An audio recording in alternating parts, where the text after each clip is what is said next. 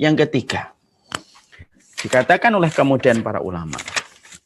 Yang ketiga, para ulama kemudian menyampaikan setelah menerangkan bahwasanya kuburan itu sempit, kuburan itu gelap, kemudian disampaikan pula oleh Imam Al-Qurtubi bahwasanya kuburan itu bisa berbicara. Walaupun ada beberapa hadis yang lemah, tetapi ada beberapa hadis yang sifatnya hasan. Maka sebagaimana dikatakan oleh Abdullah bin Ubaid bin Umar, dia berkata, sesungguhnya kubur itu betul-betul menangis, dan di dalam tangisannya dia berkata. Jadi kuburan itu, dia itu memiliki tangisan, dan di dalam tangisan itu dia berkata, aku adalah rumah yang sunyi, aku adalah rumah yang sepi, dan aku adalah rumah bagi cacing-cacing yang akan menggerogoti tubuh manusia. Maka disinilah kita akhirnya menjumpai dari apa yang dipaparkan, dijabarkan oleh Imam Qurtubi. Berarti yang ketiga bahwasanya kuburan itu sejatinya dia bisa berbicara. Pada kuburan itulah dia akan berbicara kepada setiap penghuni-penghuni yang didatangkan kepadanya.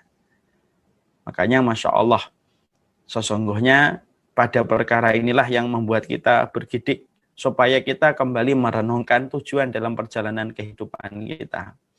Karena sesungguhnya, Masya Allah ya, kuburan itu merupakan tempat kesepian, tempat kesunyian, dan tempatnya rumah bagi cacing ketika menggerogoti tubuh manusia. Makanya kemudian didatangkan dalam satu riwayat yang lainnya dari Abdullah bin Ubaid bin Umar, dia berkata kepada Abdullah bin Amr bin As. Maka Abdullah bin Amr bin As itu berkata, sesungguhnya kuburan itu berbicara kepada manusia ketika manusia itu baru dimasukkan kepadanya. Jadi dari sebuah asar Abdullah bin Amr bin As, Abdullah bin Amr bin As itu merupakan anaknya Amr bin As. Abdullah bin Amr bin As berkata, ketika manusia itu baru saja dimasukkan, jadi manusia itu dimasukkan ke liang lahatnya, manusia itu ketika pertama kali dimasukkan ke liang lahatnya, maka kuburan itu akan berkata kepada manusia yang baru saja dimasukkan, hai anak Adam, apa yang telah memperdayakan kamu sehingga kamu tidak mengingat aku? Maka kemudian barulah nanti manusia-manusia itu akan terhenyak ketika mereka kaget. Melewati tempat yang sempit, melewati celah yang sempit, melewati kegelapan, ditambah lagi dengan suara dari kuburan ketika berbicara kepada manusia, sebagaimana asar dan riwayat yang datang dari Abdullah bin Amr bin As. Kuburan itu berkata, apa yang telah memperdayakan kamu, sampai kemudian kamu tidak mengingat aku. Makanya betul kan kata, Malaikat Jibril ketika memberikan nasihat kepada Nabi dan kepada kita, i'mal masyita fa innaka mayitun. Kamu silahkan berbuat apa aja, tapi ingat ya, kamu nanti sebentar lagi mati. Makanya ketika manusia baru dimasukkan ke alam kuburnya, kuburan itu akan bicara kepada dia.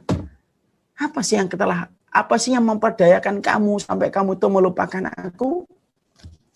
Lalu kemudian kuburan itu berkata, tidak tahukah kamu bahwasanya aku ini adalah rumah yang sepi. Aku ini adalah rumah yang gelap. Dan aku ini rumah kebenaran yang akan menjelaskan bagaimana kondisi hidupmu dulu. Dan anak Adam, apa yang telah memperdayakan kamu sehingga tidak mengingat aku? Sampai kamu berjalan di sekitarku ketika masih hidup dalam kondisi congkak.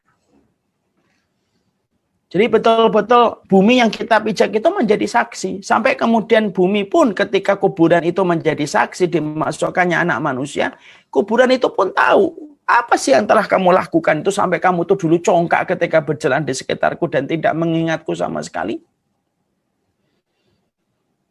Jadi betul-betul apakah kemudian ini bicara dalam riwayat-riwayat ini kita mendapati berbicara.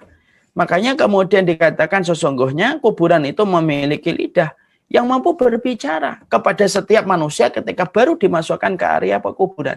Ketika baru dimasukkan ke area kuburan. Ketika dimasukkan ke liang lahatnya. Makanya kemudian di sini sampai dikatakan pula, sabda Rasulullah SAW dalam satu riwayat, kuburan itu akan berkata kepada mayit, manakala dia dimasukkan ke dalamnya. Celakalah kamu, hai anak Adam, apa sih yang memperdayakan kamu sampai kamu tidak mengingat aku? Apakah kamu tidak tahu, wahai manusia, aku ini rumah bencana, rumah kegelapan, dan rumah cacing. Apa sih yang memperdayakan kamu, wahai manusia? Sampai dulu kami menyaksikan kamu itu kalau jalan itu congkaknya betul. Sombongnya luar biasa. Masya Allah. Jadi ternyata tanah kuburan itu menyaksikan yang dilakukan manusia kalau kita melihat riwayat ini.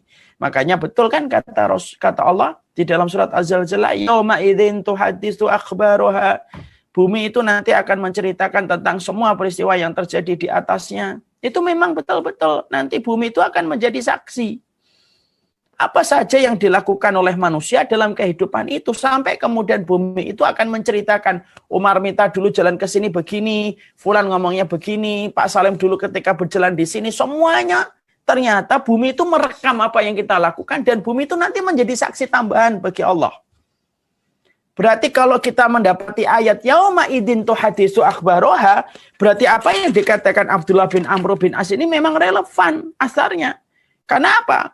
Kubur pun akan kemudian berbicara. Makanya kuburan itu ketika menyaksikan manusia lalu lalang melewati kuburan dengan kondisi congkak gitu, sombong, ketika mereka menentang ayat-ayat Allah, maka kemudian bumi itu kemudian akan bereaksi karena mereka adalah makhluknya Allah.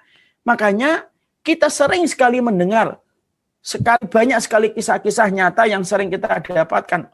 Bumi itu menyempit kepada orang-orang yang melakukan dosa-dosa besar. Bahkan ada salah satu kisah nyata yang saya dapatkan, ini betul-betul nyata, dari orang yang betul-betul dia sekuler dan disebut bapaknya sekuler di satu negara. Ketika mati, setiap dimasukkan itu tanahnya menyempit. Setiap habis dikubur, tanahnya menyempit kembali. Setiap mau dimasukkan, tanahnya menyempit kembali. Karena kuburan pun enggan menerima mereka yang melakukan dosa dan sombong di atas tanah itu ketika hidup dalam kehidupan di dunia. Masya Allah. Makanya betul kata malaikat Jibril, kalau kamu mau melakukan apa saja terserah, tapi kamu nanti mati loh. Kalau mati itu akan berjumpa dengan tanah kuburan ketika kamu itu tidak bisa ngapa-ngapain. Hari ini mata kita berkedip, tapi akan datang satu hari mata lagi tidak berkedip. Hari ini kaki kita bisa membuat kita berlari dan kabur dari sesuatu yang kita takuti.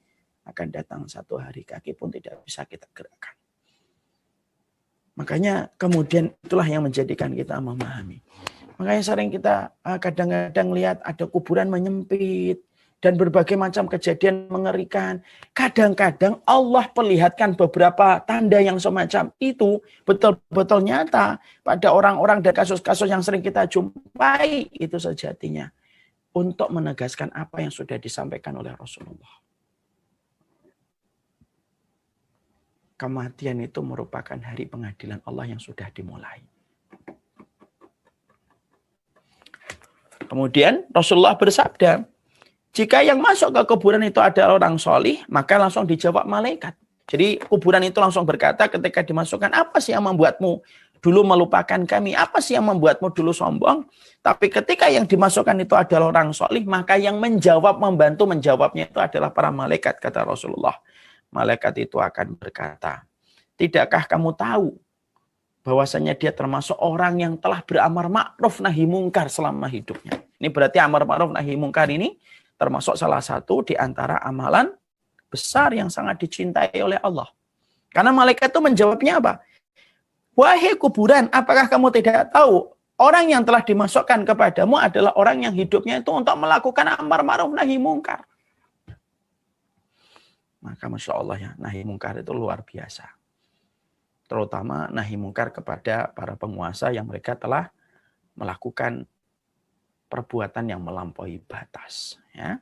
Maka kemudian dilanjutkan di sini. Maka kuburan itu berkata, kalau begitu aku benar-benar akan menjadi hijau untuknya. Sedang badannya kembali akan bercahaya dan ruhnya akan menghadap kepada Rabbul Alamin. Ini menunjukkan kepada kita, Masya Allah ya, amar ma'ruf nahi mungkar ini luar biasa kedudukannya di sisi Allah.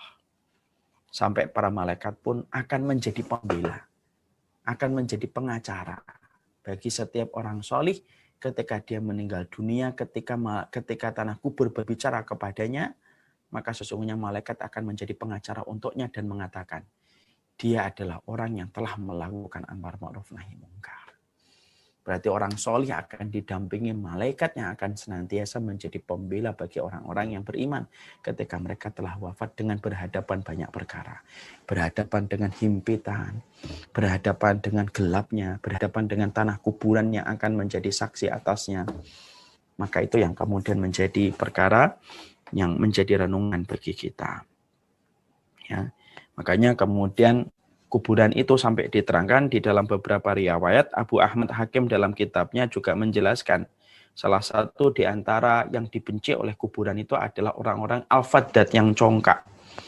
Ya, jadi orang yang sombong itu betul-betul dibenci oleh tanah kuburan. Makanya tidak mengherankan ada kuburan menyempit, ada kejadian-kejadian yang tidak terduga ketika orang itu baru dikuburkan. Terkadang Allah memperlihatkan tanda-tanda itu untuk melengkapi apa yang sudah disampaikan oleh Allah di dalam Al-Quran dan Al-Hadis. Tidak ada kejahatan kecuali akan dibayar kontan oleh Allah. Tidak ada kebaikan kecuali akan dibayar kontan oleh Allah.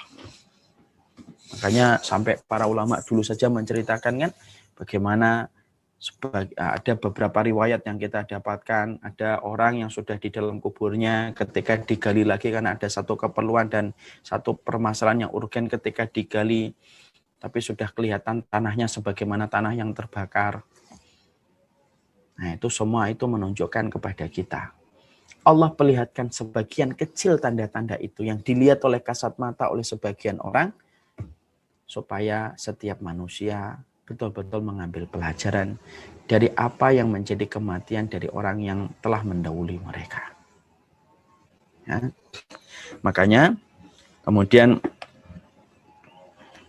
disampaikan lagi di dalam satu riwayat, ya, Sufyan Ats-Tsauri itu berkata di dalam salah satu riwayat, Sufyan Ats-Tsauri mengatakan, barang siapa yang mengingat kubur, maka dia itu akan mendapati kuburan itu kelak akan menjadi taman surganya. Tapi siapapun yang lalai untuk mengingat kuburnya, siapapun yang dia lalai untuk mengingat kuburnya, maka sesungguhnya kubur itu akan menjadi salah satu lubang neraka. Sampai nanti hari berbangkit itu datang. Makanya betul kata Utsman. Utsman ini, sahabat Utsman bin Affan ini, ketika beliau di samping kuburan itu sering nangis. Sampai ada orang yang berkata kepada sahabat Utsman, wahai sahabat Utsman bin Affan, sering sekali ketika engkau mendengar ayat yang menceritakan tentang surga dan neraka, terkadang engkau tidak menangis. Tapi setiap engkau duduk di samping kuburan, kamu selalu menangis. Kenapa? Lalu sahabat Utsman itu menjawab dengan sebuah hadis yang datang dari Nabi. Fa'innal qabra manzilatun min manazilil akhirah. Faman naja minhu fama ba'dahu asyad. Fa'ilam yanju fama ba'dahu fa'in naja fama ba'dahu aisar. Fa'ilam yanju fama ba'dahu asyad. Lalu kemudian Utsman bin Affan menjawab dengan sabda yang datang dari Rasulullah. Sesungguhnya kuburan itu merupakan terminal pertama di antara banyak terminal dan halte yang akan kita lewati pada kehidupan di akhirat. Siapapun yang selamat pada halte yang pertama, siapapun yang selamat pada terminal pertama, urusannya setelah itu akan menjadi mudah. Tapi siapapun yang tidak selamat pada terminal pertama, urusan setelah itu menjadi susah dan menjadi sulit. Dan itu dikatakan oleh Utsman bin Affan mengutip dari sabda Rasulullah SAW. Makanya Masya Allah ya, kuburan itu memang belum sampai pada pengadilan Allah. Tapi itu sudah merupakan bagian dari sesuatu yang berat. Makanya tidak mengherankan sampai kita disunahkan untuk berdoa sebelum kita salam untuk meminta kembali kepada Allah supaya kita dilapangkan dalam urusan kuburan kita. Makanya siapapun yang sering mengingat tentang masalah kubur, maka nanti kuburannya akan dijadikan menjadi taman-taman di surga. Tapi siapapun mereka yang lalai tentang masalah kuburan, maka sesungguhnya kuburannya itu akan menjadi lubang-lubang di neraka. Lalu kemudian dikatakan dalam satu riwayat, nah ini ada sebuah riwayat dari Hasan al-Basri. Jadi dalam satu riwayat dari Hasan al-Basri.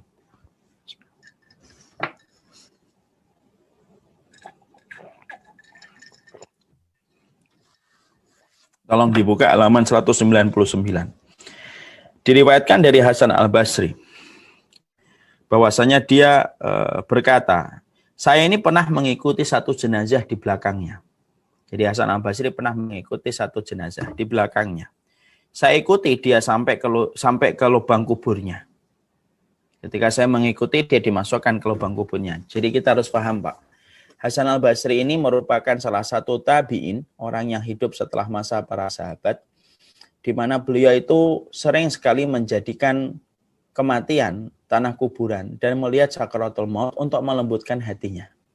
Jadi Hasan al-Basri itu kalau mulai merasakan hatinya ada sedikit masalah, dia datang ke kuburan, dia menjenguk orang yang sakaratul maut. Itulah yang dilakukan Hasan al-Basri.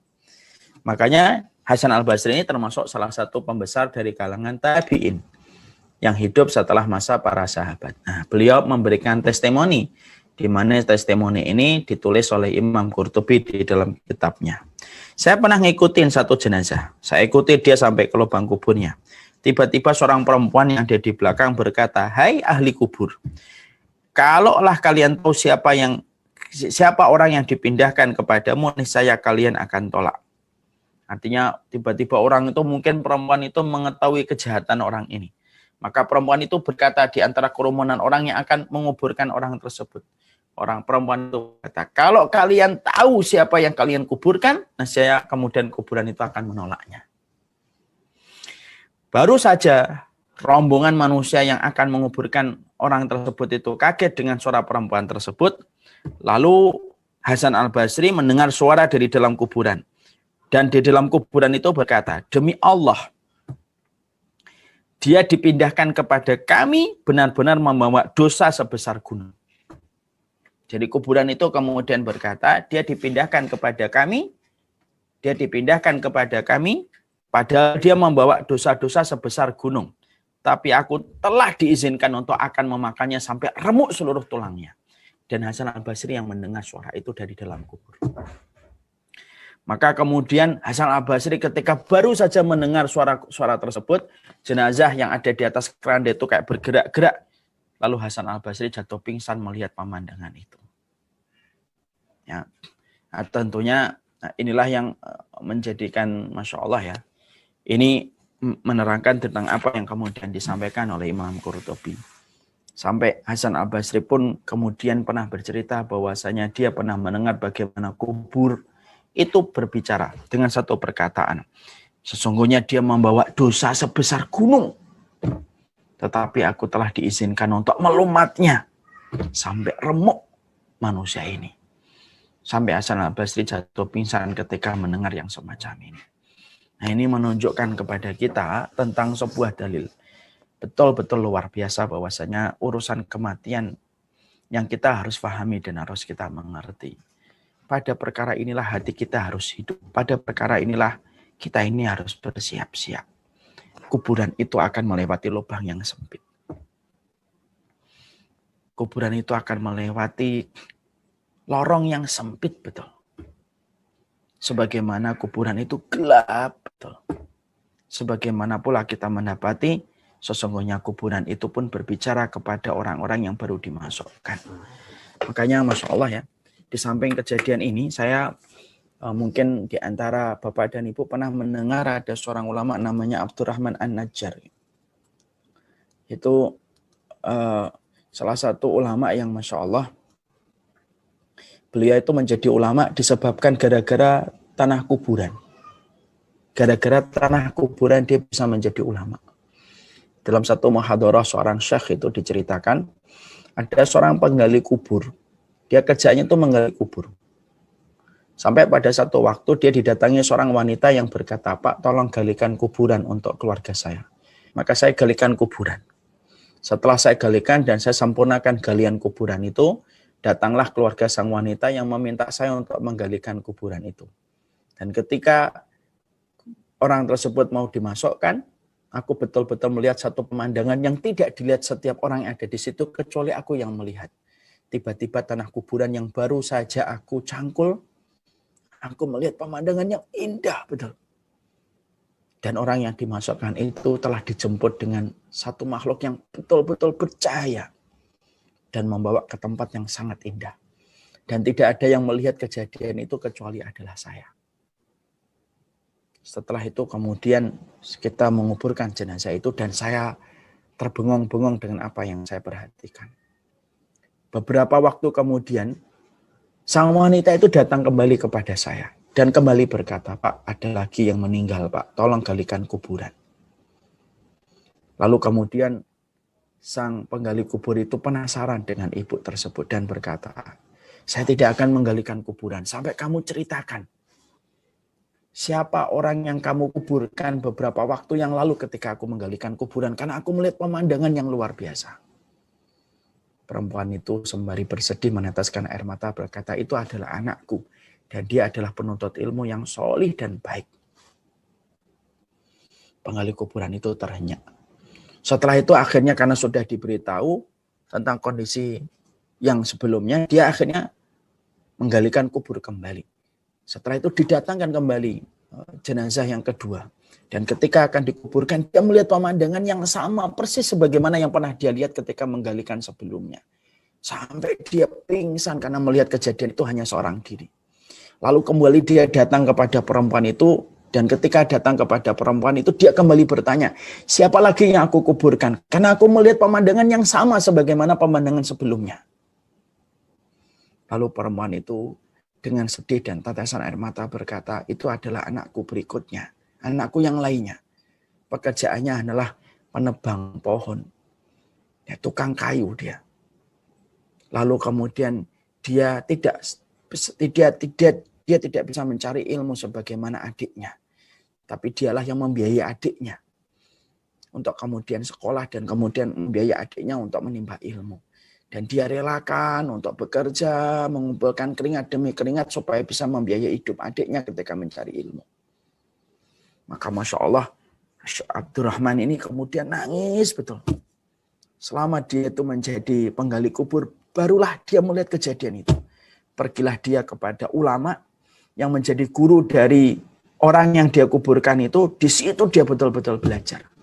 Sampai akhirnya beliau menjadi ulama namanya Syekh Abdurrahman. Dari seorang penggali kuburan yang mendapatkan satu hal dari apa yang dia lihat di tanah kubur. Karena terkadang para ulama salaf itu berkata, kadang-kadang Allah memperlihatkan satu dua kejadian di dalam kubur untuk menambah keimanan orang-orang yang beriman dan mengambil ibrah dari apa yang terjadi. Makanya kadang-kadang kan kita sering mendengar sebuah kisah ada kuburan disempitkan. Ada kuburan yang betul-betul tiba-tiba mengeluarkan bau yang wangi. Bermacam-macam kadang-kadang kita sering dengar. Kalaulah itu benar adanya, maka itu menambah keimanan kita. Bahwasanya nikmat kubur itu sejatinya ada dan adab kubur itu sejatinya ada. Makanya kubur itu setidaknya ada 3 yang jarang orang itu tahu. 1, ada kesempitan yang sangat sempit dan lubang yang sangat kecil yang dilewati setiap ruh ketika dia itu pertama kali menuju ke barzakh. Gelap dan hanya bisa diterangi dengan amal soleh yang kita lakukan ketika di dunia. Dan yang ketiga, kuburan itu berbicara kepada setiap manusia yang dimasukkan kepadanya. Ingatlah apa yang dikatakan oleh seorang ulama. Berapa banyak orang ketika hidup, di mana-mana dia itu terang. Tapi tepat ketika mati, di mana-mana akan menjadi gelap baginya. Tapi ada banyak manusia yang terkadang di mana di dunia dia tidak layak mendapatkan penerangan. Karena mungkin kemiskinannya. Tapi tepat ketika meninggal dunia, seluruh kuburannya itu diterangkan oleh Allah Subhanahu wa taala. Wassallallahu ala nabiyina Muhammad. Pada perkara inilah kita ini berlomba-lomba untuk mendapatkan apa yang terbaik pada kehidupan kita. Terkadang kita fokus memikirkan kehidupan kita di atas tanah, tapi kita lalai untuk memikirkan kehidupan kita di bawah tanah. Pada kehidupan di bawah tanah itulah harusnya kita mengambil ibrah. Pada kehidupan di bawah tanah yang pasti kita akan berjodoh, hendaklah kita mempersiapkan diri kita. Ini yang dapat saya sampaikan.